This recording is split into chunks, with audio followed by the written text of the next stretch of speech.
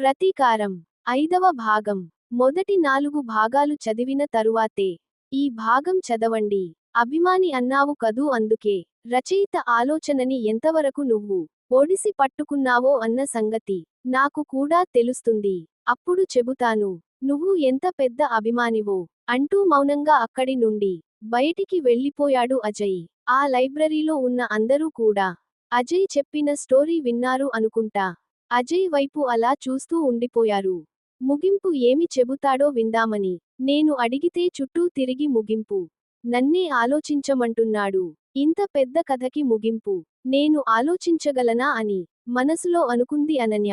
తెల్లని చీర కట్టుకొని జడ నిండా మల్లెపూలు పెట్టుకొని గుమగుమలాడుతూ మత్తెక్కించే కళ్లతో మరింత హోయలు పోతున్న చూపులతో ఎడమ చేతితో చీర కుచ్చులను కాస్త పైకి పట్టుకొని కుడి చేతితో తన మొహంపై పడుతున్న ముంగురులను సుతారంగా చెవి వెనక్కి తోసుకుంటూ మెట్లు ఎక్కుతుంది ఆమె.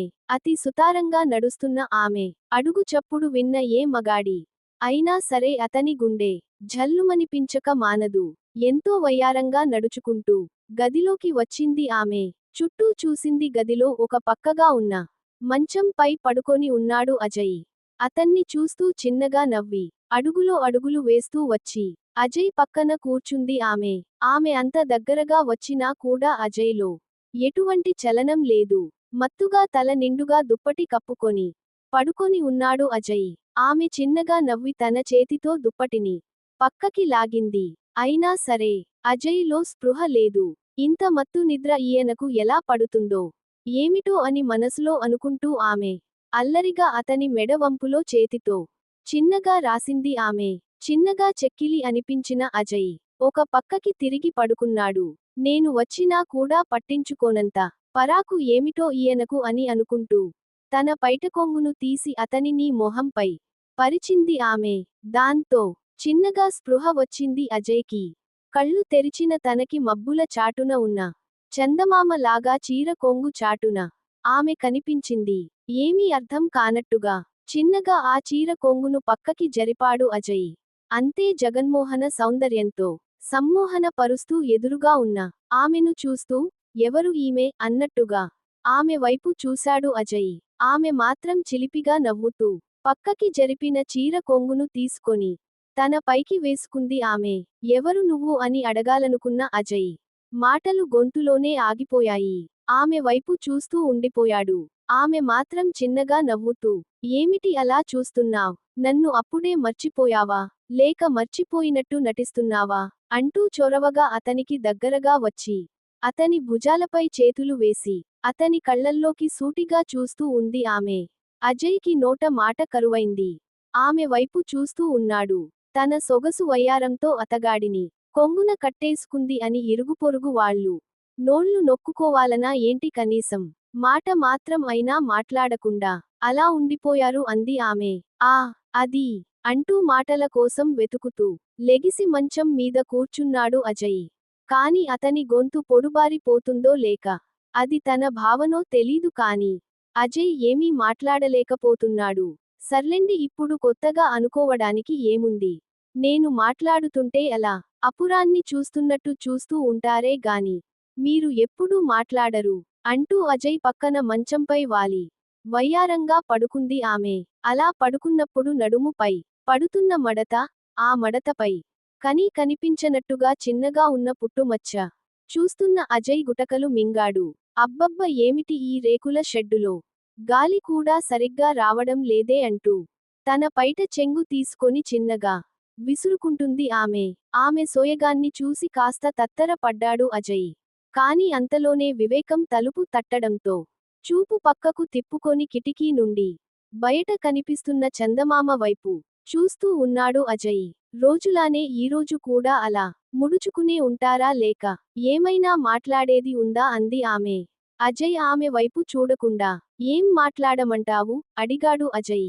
ఇంతగా బరితెగించి మాట్లాడుతుందేమిటి అని నువ్వు అనుకోను అంటే ఒక మాట ఉంది చెప్పనా అడిగింది ఆమె. వద్దు అని తాను చెప్పలేడు ఆ విషయానికి. తనకే కాదు ఆమెకు కూడా బాగా తెలుసు. అయినా సరే అడుగుతుంది ఆమె. ఆమె మాటలు వినటమే కాని వేటికి ఎదురు చెప్పలేని నిస్సహాయత తనది. చెప్పు అన్నాడు అతను. అది చెప్పాలి అంటే నాకు కొన్నిటికి సమాధానాలు నువ్వు చెప్పాలి అంది ఆమె.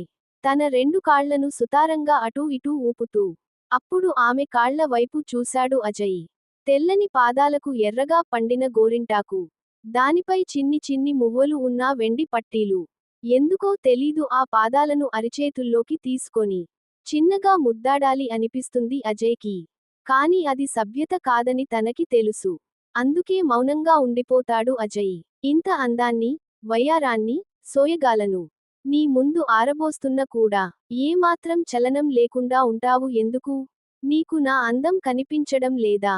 అడిగింది ఆమె తన బుగ్గ కింద చేతిని పెట్టుకుంటూ. లేదు తనని తప్పుగా అంచనా వేస్తుంది ఆమె. ఆమె మాట్లాడుతున్న ప్రతి మాటను, ప్రతి కదలికను నా అణువణువు నిశ్చితంగా పరిశీలిస్తుంది కానీ కనిపించని బంధనాలు ఏవో నన్ను ఆపుతూ ఉంటాయి. అందుకే ఆమెను చూడనట్టు, ఆమె ఉనికిని గుర్తించినట్టుగా ప్రవర్తిస్తూ ఉంటాను అని మనసులో అనుకున్నాడు అజయ్. అడుగుతుంటే మాట్లాడకుండా ఇలా మౌనంగా ఉండడం నీకు సమంజసమేనా? అంటూ టక్కున అతని వీపుపై వాలి, అతని భుజాల మీదుగా చేతులు ముందుకు చాపి, ముందుకు వెనక్కి ఊగుతూ ఉయ్యాల జంపాల అంటూ చిన్నగా నవ్వుతుంది ఆమె. ఆ క్షణం మాత్రం ఆమె ఒక చిన్న పిల్లల అనిపిస్తుంది అజయ్కి. నువ్వు ఎంత అందాల రాశివి అయినా పరాయి స్త్రీవి నిన్ను తప్పుడు భావంతో నేను చూడలేను అన్నాడు అజయ్. ఆ మాటకు గలగల నవ్వుతూ, నేను పరాయి దాన్నా? అయితే నీకు నేనేమీ కానా? అంటూ ప్రశ్నల బాణాలు సంధించింది ఆమె. లేదు అలా అని కరాఖండిగా చెప్పలేను కాని మా ఇద్దరి మధ్య సంబంధం ఏంటి అంటే చెప్పడానికి తగిన బంధం ఏదీ లేదు. కాబట్టి నువ్వు నా దృష్టిలో పరాయి దానివే అన్నాడు అజయ్. బంధం హు అంటూ కాస్త విరక్తితో కూడిన నవ్వు నవ్వింది ఆమె. ఆమె మౌనంగా ఉంది. ఆ మౌనాన్ని భరించలేనట్టుగా అనిపించింది అజయ్కి. దాంతో ఇంతకీ ఏదో మాట చెప్పాలి అన్నావు ఏంటది? అడిగాడు అజయ్. దాంతో ఆమె అజయ్ వీపు మీద నుండి లెగిసి అజయ్ కాళ్ల దగ్గర పడుకుని అజయ్ వైపు సూటిగా చూస్తూ, నీకు అభ్యంతరం ఏమీ లేకపోతే నాకు నిన్ను ముద్దు పెట్టుకోవాలని ఉంది అంది ఆమె. ఆ మాట వింటూనే అజయ్లో ప్రకంపనాలు ఇంకా ఉంది. కథ నచ్చితే ఒక్క లైక్ చేయండి. మిగతా భాగం తరువాత వీడియోలో చూడండి.